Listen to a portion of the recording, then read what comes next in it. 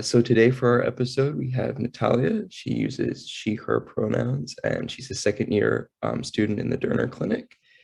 She's doing clinical work at the Hempstead Clinic, and yeah, we're very happy to have you. Thank you for coming on. Usually how we start is just by asking a little bit about what are the typical client or patient populations that you work with and the type of work that you do with them. Okay. Well, thank you for having me. I like to be here. I work, well, not work, but I'm doing my externship at the Derner Hempstead Clinic. And so we see mainly a population in Hempstead, which is mainly Hispanic. The clients that I have are all Hispanic. And they are mostly, the age ranges from, I want to say, as young as 4 and as old as maybe 17. And so those are the current clients that I am seeing. Wonderful. So could you just tell us a little bit about like what some of your experience has been like doing clinical work like in the middle of like a kind of a pandemic or post-pandemic environment? Sure. It's been an interesting experience because I have had exposure to both doing telehealth and also doing in-person therapy. And in some cases with some of my clients, it's been like both. So going sort of back and forth. And that's always been an interesting experience because doing telehealth has is pros, which is, sort of it becomes more accessible to the families. They have more flexibility in terms of time, and it sort of takes a little bit of a pressure off from parents who have to bring in their children, have to get them ready. Like I have a 9-year-old who just like has a little alarm, so he just comes to me at at his time and he's ready, and the mom doesn't have to doesn't have to do much. So it helps them sort of keep the pressure of the parents. So in that way, it's a pro. There's also a few more things that you can do online in terms of maybe playing some games that they like to keep them more motivated, especially for my younger clients. The cons of telehealth for me are that it's easy for the client to hide, and it's easy for the client to sort of not show up. And that means physically, but also mentally sometimes. So sometimes my clients will have only their eye, the screen, or they'll have only their mouth, or just they're covering up. And there's not really much I can do because it's their space. And there's also sometimes sort of questions about boundaries, because they're in my personal space. Sometimes I'm in their personal space. And yes, sometimes I can see things and I'm like, oh, I noticed this thing, and we can connect from that. Sometimes culturally, if I see something like a flag and I said, oh, hey, can you tell me about that? It's really good to connect. But then at the same time, there are moments where I'm laying down with them almost. And so what does that really mean, right? If I have an adolescent who's putting me as they're laying down, it's sort of the boundaries are a little blurry there. And so we have to talk about that and reestablish them and talk about why they're laying down, and et cetera, and so on and so forth. Doing it in person is interesting because you get to actually see the entire patient, the physical space that they take, how they relate to others in this physical space. And sometimes it's brought up very surprises for me. So I have one client, he is an adolescent boy, he's 16, and in telehealth, I could only see kind of the top of his head because the camera is sort of at an angle where I can only see the top of his head and sort of his face at an angle. And then when I saw him in person, he was very tall, really wide shoulders, and he's just taking a lot of space physically, but he doesn't want to. So he's actually in a hoodie, and he's putting his hoodie up, and he's walking kind of like this. And that's something that I wasn't getting from our interactions online. And then from my part, it's also kind of interesting to navigate that, because online, I sort of can write down my notes and still kind of be engaged with a person. And, I tell them I'm looking down because I'm writing notes, or, sometimes I sort of pause and I look to the side. But when it's in person, it's a little bit different. Like we're both in the room together, so I'm more conscious of where my hands are, where's my feet, like where's my gaze. Like if I'm writing something, I'm not looking at them, but they're looking at me. So it's just interesting, I guess. The word doesn't say much, but it's just, I guess, how it is. I'm trying to navigate it and learn, how to go about that. Yeah, that makes a lot of sense. It sounds like there's a lot of pros in terms of like accessibility and like ease of just like getting on and getting to the therapy, but it brings up also kinds of new challenges and new information just about some of those issues or things regarding like boundaries and the different kinds of information that you get versus of when you're actually in the room with someone versus like when you're doing it virtually. Yeah, so thank you. And off of that point, that was interesting, your mention of how they interact with their own space and how those boundaries tend to get a little bit blurry once you're in their space, in their environment. Do you find that it's potentially been more difficult to establish trust within teletherapy or versus an in-person setting? And how do you think that's like impacted any sort of progress? That's a really good question, because trust, I don't know whether my families trust me. I don't know whether my clients trust me. Even if I ask them to, or even if I question, like, do you trust me? I can say for certain that they do. I think generally, especially when we look at my population, which is, Hispanic, Latinx, like most of them are coming because, kind of the school is telling them, and this is telling them. And so, and, some of them are very like wanting to be there, but at the same time, there is sort of like, we have to think about, how is psychology perceived? What do they think about therapy? So I'm not sure that trust is what I would go with, but in terms of like establishing that rapport with the clients and that building that relationship, I haven't found it to be significantly different from doing it in person than doing it online. But what I have found, and actually this is something that I've been thinking about this week, as I did my both therapy online and in person, is that when the therapy is online, it starts the moment they come in, they shine in, and they can come in at sometimes anytime, because at my externship, we do give them a little more flexibility in terms of time. So I don't get off after like 5 minutes. I usually wait a little more time than that. I try to be very flexible. So, it starts when the moment they come in, and it ends the moment they shut off the camera or I shut off the camera, which is, in Zoom, it's a little easier to just say, okay, it's, our time has been up. I gotta go. Have a great day. Bye bye. Whatever I say. But in person, it's very different, because I have to walk with them. So the therapy starts before the therapy starts, because I'm getting them from the school and I'm walking with them, and then sometimes I have to walk them back to the parking lot to their parents, or sometimes I have to walk them to the taxi.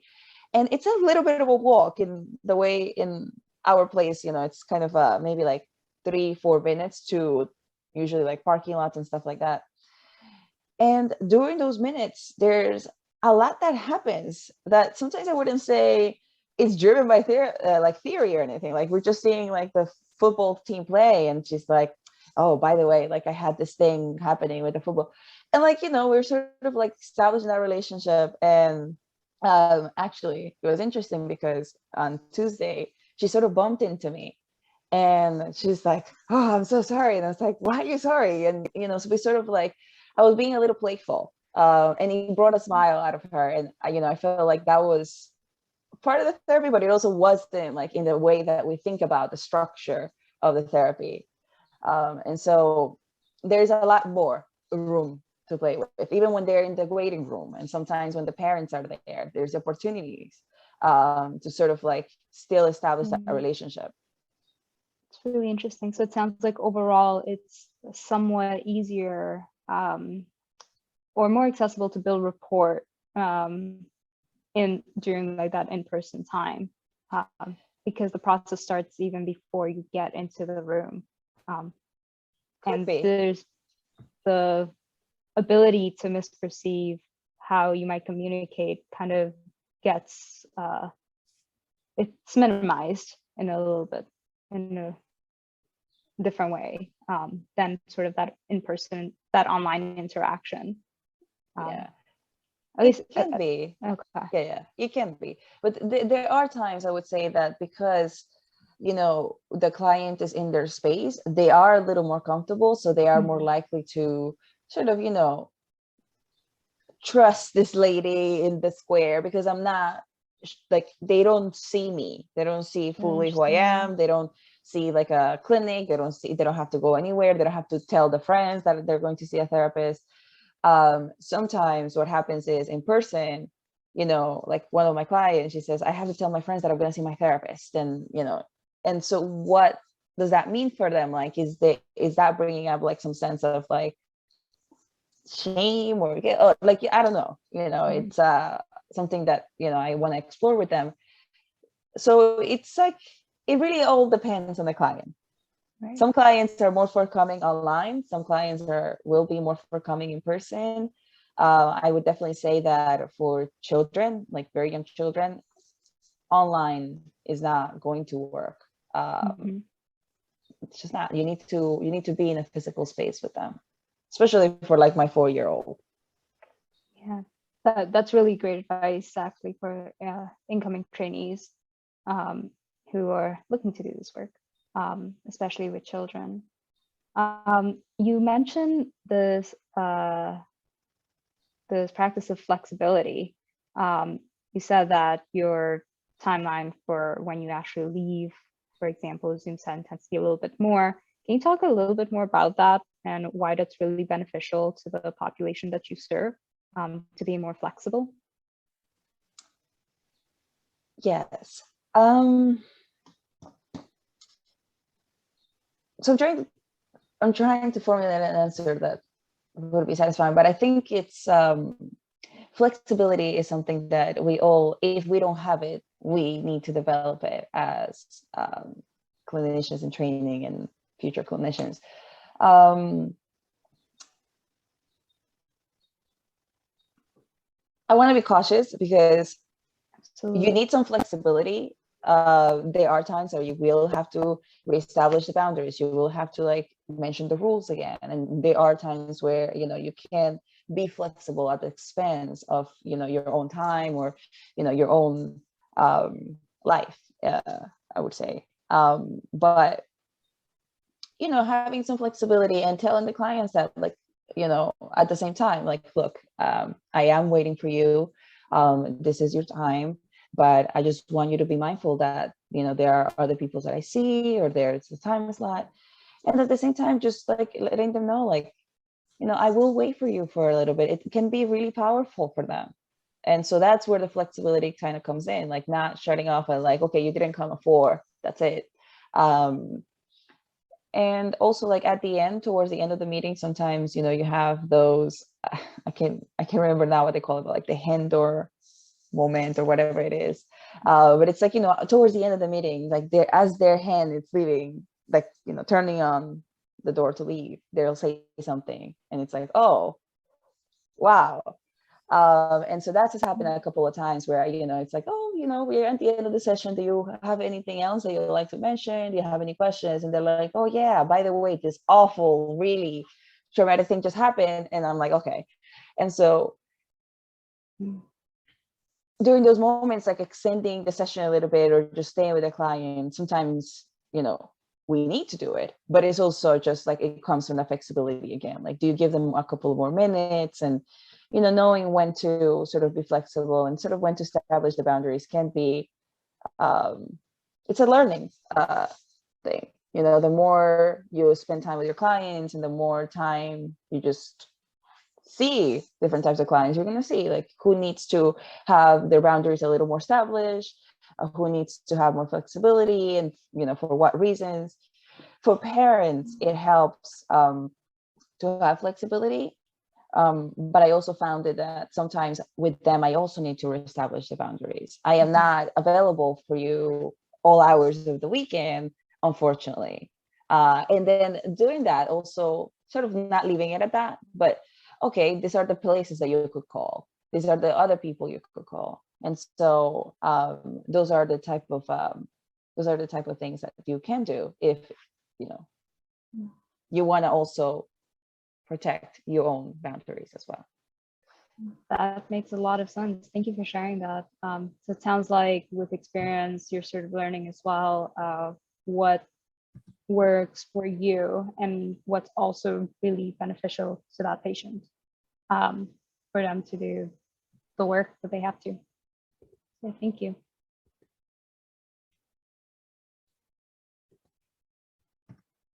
And in terms of that, I was wondering if you might speak to a little bit about the way you've seen the way you've seen intersectionality potentially play a role in your client's experience during the pandemic. So for example, how have you seen the intersection of like gender, race, ethnicity, or culture impact that sort of experience they've had during the pandemic? I know that's a really big question. So if you need some time to think about that, please do.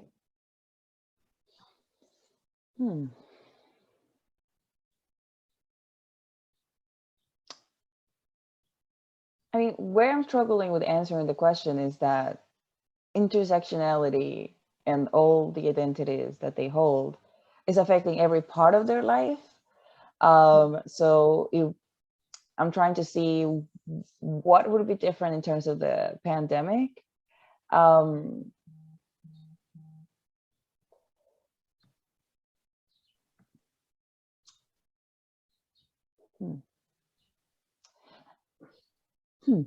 I mean, I don't think that there is a major difference in the way, when I'm talking about, and I'm talking about, I guess, exclusively like therapy, but I can't speak for before the pandemic because I wasn't doing therapy then.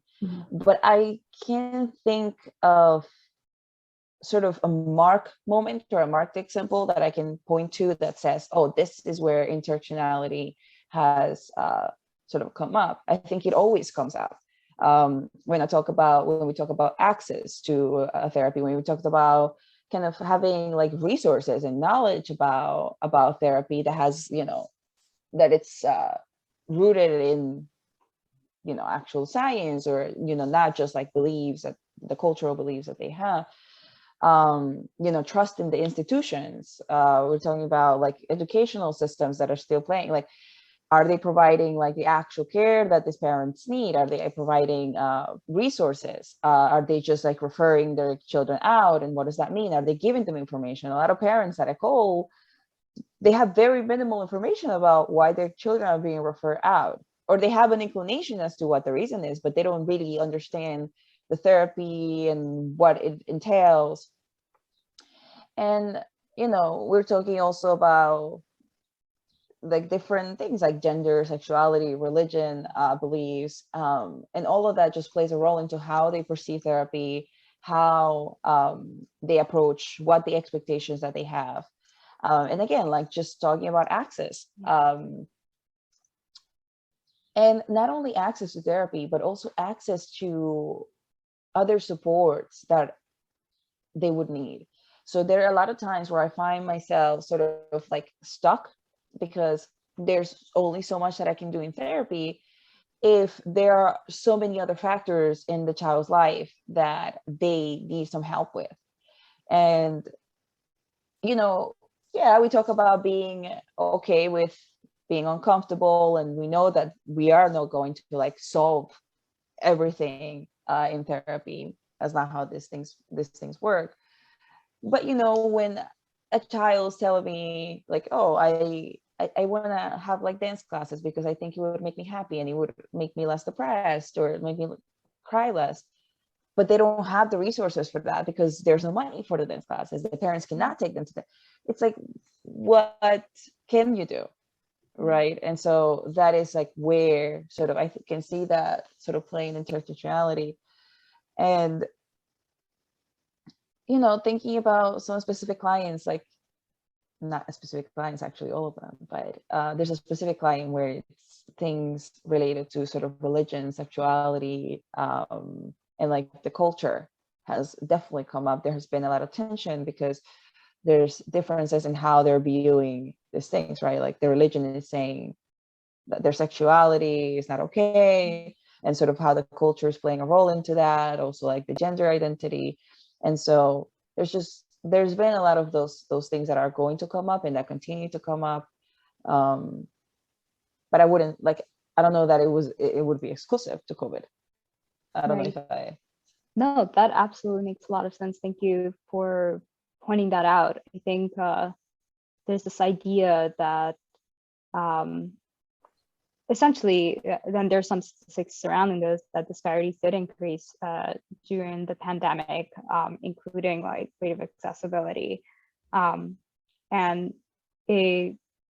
like these fractures that already existed got exacerbated.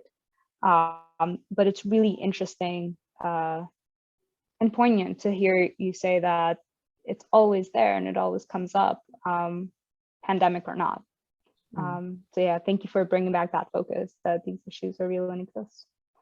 And I was going to ask Gab if he might have anything to say. Yeah, I was going to ask to what extent the pandemic caused you to view your own identities differently or the same, and how it impacted your perspectives on treatment. What a great question.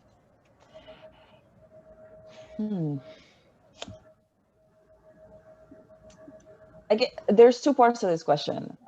So I'll answer the first one.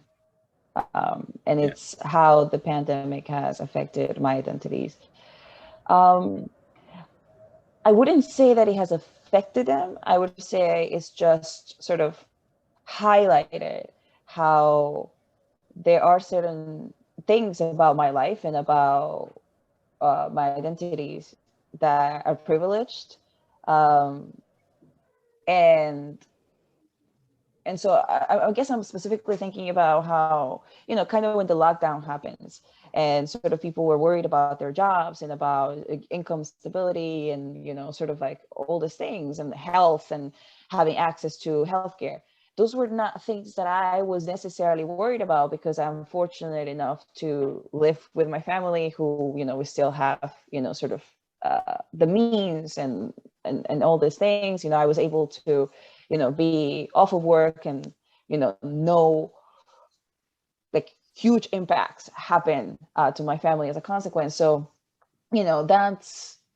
those are things like, we never ran out of masks. We didn't have to think about that. If we wanted to get a COVID test, we could do that. And so that's like when I think about, that's what it highlighted for me. And I was, grateful, but I was also thinking about what does that mean for everybody else? And so I think it just, as a general conversation, it brought up a lot of issues about, the disparities between communities and sort of like the access that people have. And it's just brought up a lot of issues with the way that the systems have been running. Educational systems, how come like the students, had to wait so long to get iPads and laptops and all these things. And so that's, I think, in a way that is sort of highlighted aspects of my identity. I would say, like, if we're talking about sort of like gender, sexuality, culture, that's pretty much like, that was pretty much stable. I don't think COVID sort of affected that. But once again, like, you brought up just like a lot of questions and a lot of conversations about, how am I privileged, or how has my experiences been different from other people's who right now are in different situations. And so that's, I guess, tying it back to the second question, which is how it has affected sort of like therapy, is just thinking about those things a little more deeply. Like when they say things about, I couldn't go to see the doctor, thinking about why. And so, yeah, I wouldn't say like it has like had like a specific impact on the therapy. I think it's just again, like thinking about differences, thinking about access, thinking about you know, different parts of the identity, how, you know, it was affected or might not have been affected, and asking those questions too. You know, how did it affect you? And actually at the beginning, I would ask all my parents and all my children, like, did the pandemic affect you, and how, you know, how do you think it affected you? And sometimes surprisingly, you know, I had assumptions about it, and then surprisingly the parents were like, oh, it didn't affect me much, or I didn't think about it, or something, you know, along those lines. And it's like, okay. So always, again, like also always checking for like those assumptions that you're making, and being upfront and asking people. I don't know whether that fully answered the question, but I guess that's where my mind went. Yeah, it definitely sounds like it caused you to like hyper reflect during the period on identity and privilege, and like, you know, how those intersect with one another. Yeah, I also have the experience. I wasn't born here. I was born in Colombia, and I moved here when I was 11, and so I always been a little more hyper aware anyways, because my experience in Colombia is vastly different than my experience here, in terms of even like having all those like me's and all these things. Like, I would have never imagined in Colombia I would have a phone this big, you know, and like that's like a wild, and having access to all these things, and safety even was something that I question a lot in Colombia, not so much here. And so the pandemic just sort of, again, just highlighted that. Mm-hmm. That's really interesting. Thank you. Great. Since we're kind of focusing a lot of these videos on people who are already in the field, but also a lot on people who are training, and they're thinking about like their path. One of the things that you brought up, and one of the questions that's brought up for me about disparate access to like mental health care and some of the barriers that we encounter. I know you mentioned that, you know, obviously, like as clinicians, we can't solve every problem, but if you have any ideas on what clinicians in the future and now can kind of do at an individual level to help kind of break down some of those barriers, and like the lack of access to resources, but not just at an individual level, but also what should be done maybe at an institutional level as well. That is a great question. I know it's a big question, so Yeah. like, however you want to take a second.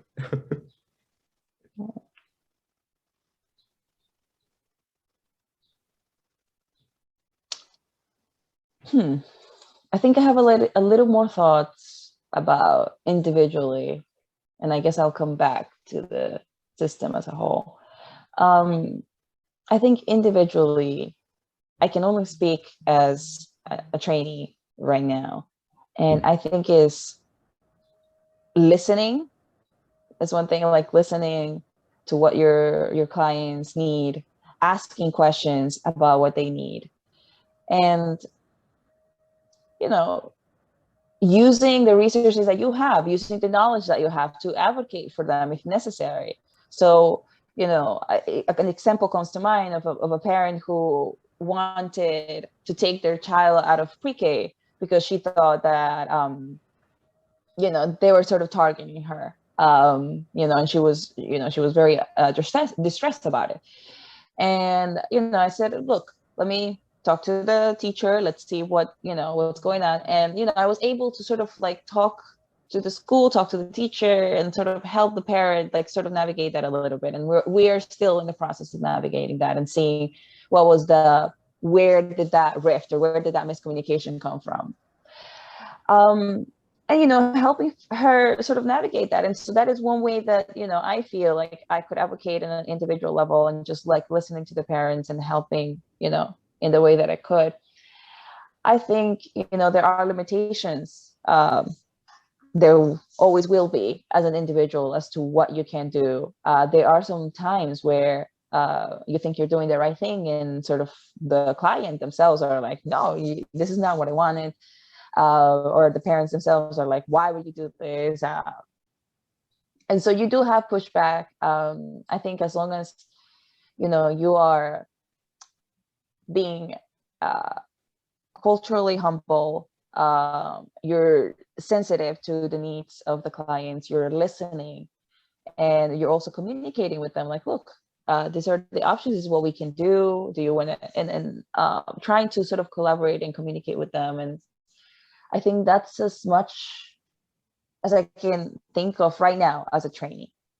Because as a trainee, you have less, you have less power, and you have less, opportunities to sort of like maybe advocate in a way. But I do want to bring it a little bit outside of therapy. As a trainee, you also have your peers in the programs, and you're going through all these experiences together.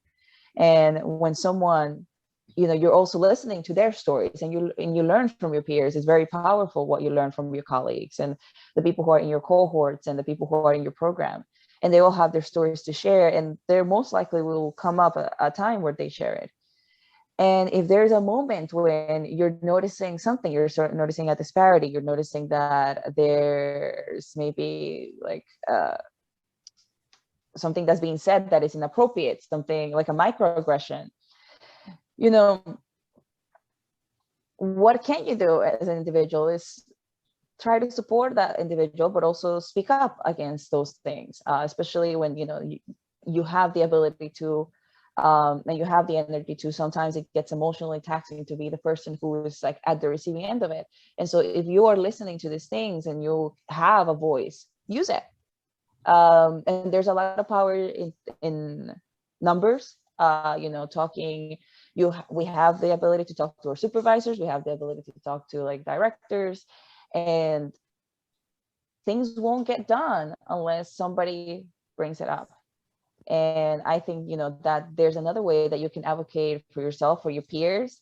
And, it's a good way to sort of also think about how you're going to advocate for your clients in the future. When it comes to legislation, when it comes to laws, like, what can you do in the future once you have your degree, once you have your practice, once you have like to help, advocate for mental health, for people, underrepresented communities. And so that's sort of what I'm thinking about as you're answering that question. I guess, that sort of ties into like institutionally, what can we do? Well, being mindful of what you do individually is going to ultimately help as an institution if you are, speaking up and you're doing your best to sort of be knowledgeable, you're being your best to support. And I'm thinking about actually Dr. Gold's story, where, I don't know if he shared it with you all, but he had shared about how, he tried to advocate when, legislation or something was going to come up. He went there with another psychologist to try to advocate for that. And so that's what I'm thinking of. Yeah, that was a very hopeful answer. Like, I think like I'm definitely just going to carry that also with me as I like continue my training as well. So thank you. I think and correct me if I'm wrong, like what I got from that is just that, it's important to just maintain like a stance of curiosity with these clients, to check those kinds of assumptions, and to just see like what is it, where can like I also collaborate with them in terms of like your role is also to be an advocate. And then one of the themes that we've kind of come across in speaking with some other people about this topic is how in the pandemic and just in general, this theme of like it being a parallel process, that, so a lot of these issues, like it's not just located in the therapy room and it's not just located within the client, but it's also going on with clinicians. It's also going on outside of that. So it's important, I guess, like also to just maintain that stance of being an advocate, of practicing the same way that you would want to practice with your client, but also just in your everyday life, within your institution, with your peers, and at a broader level in terms of trying to bring about institutional change by, collaborating with others and bringing people together to have that advocacy voice. Yeah. You said it much better than me. So yeah, that was a good way of putting that. I think more on a practical level. So you said you weren't born here, you were born in Colombia, and I think that's really influenced how you're able to be culturally sensitive. So more on a practical end for trainees that are going through this, what might you suggest for them to become more culturally sensitive? Because we all come from essentially one or a few cultures, but we'll never be fully an expert in every culture. So what are some of the things that you think people can do to heighten that? That's a nice question too. They're all very, very nice questions. So I use more of like cultural humility. And the reason why the term change is because, humbleness sort of, makes you think more about asking questions, makes you think about what you don't know. And so, it really is all about that. It's about asking questions and with a humble mentality, like not asking questions to validate your point of view or to sort of like kind of like want to attack people or go against them in a way, but asking questions with the actual wanting to get to know and to know. Well, that's not the way I wanted to say that, but it's like asking questions with the mindset that you generally want to learn something new about someone, and that you don't know all the answers, and that's fine. And you're never going to know all the answers. Even within your own culture, you're not going to know all the answers. I can have another Colombian person next to me who's from Cali, who's from the same neighborhood, and their experience is going to be entirely different. And knowing that, truly understanding that, means that I can ask questions and I can understand that I won't have almost any answer. It's just about asking. And that is really what it boils down to. Asking, being humble, and reaching out when you don't know something. And also recognizing, that's another thing, like asking yourself, how do you know this thing? If it's a client and you're presenting the client, you're saying, asking yourself, well, how do I know that? Is it an assumption that I made? Or is it that I asked them? Or is it that I have like some behavioral evidence? And if not, then check where those assumptions are coming from. And can you ask more of those detailed questions? Can you go and do the research? Doing a little bit of preliminary research so that, you're not just going up to someone and say like, can you educate me on everything about your culture, is also inappropriate, right? Like we have the means, we have the availability. Google is our friend, and we can take a look at, different cultures, different information, and then asking the client, hey, like, I learned this. I'm not sure if it's right, but can you tell me if it resonates with you, or is this like your experience? And, just having that and opening up those conversations can be really powerful. People want to talk about themselves. People want to share their culture and their identities, and it's beautiful. But you have to do that in a way that, again, just coming back to that humility, right? Like with the actual eagerness to want to get to know someone. That's powerful. Thank you. That makes so much sense. So it sounds like you're also saying it's a parallel process of being curious and asking questions to those individuals, and then at the same time being curious about yourself and where you came up with that information, like where that came from on your end, and that might be like the driving force. And knowing and recognizing your own limitations too.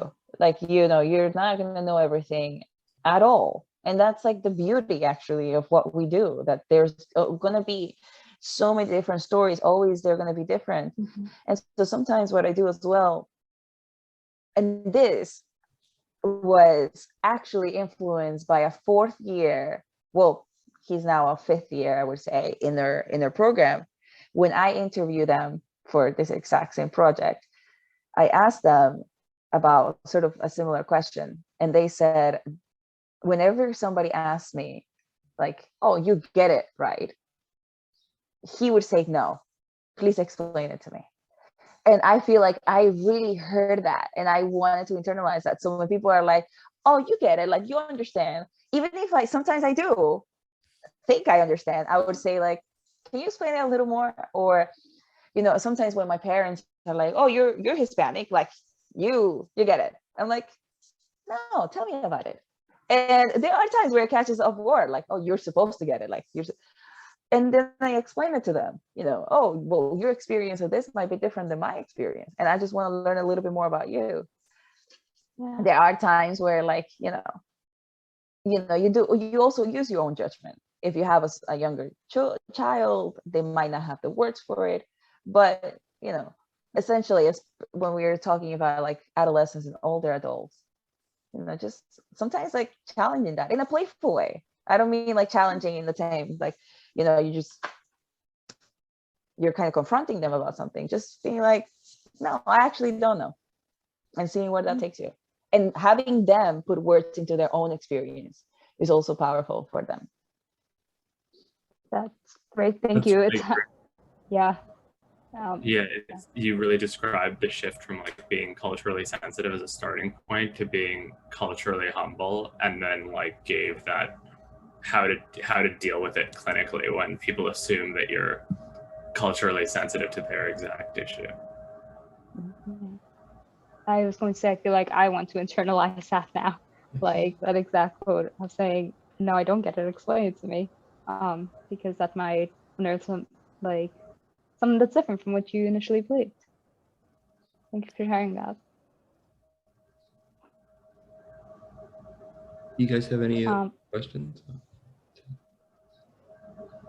Oh, I think we covered it all. On that note, we'd like to thank you so much for your time and for doing this and for being so informative and giving us the perspective of what it's like to be in the life of a trainee, to think about all of these issues.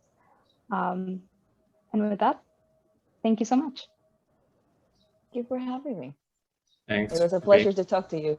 You too.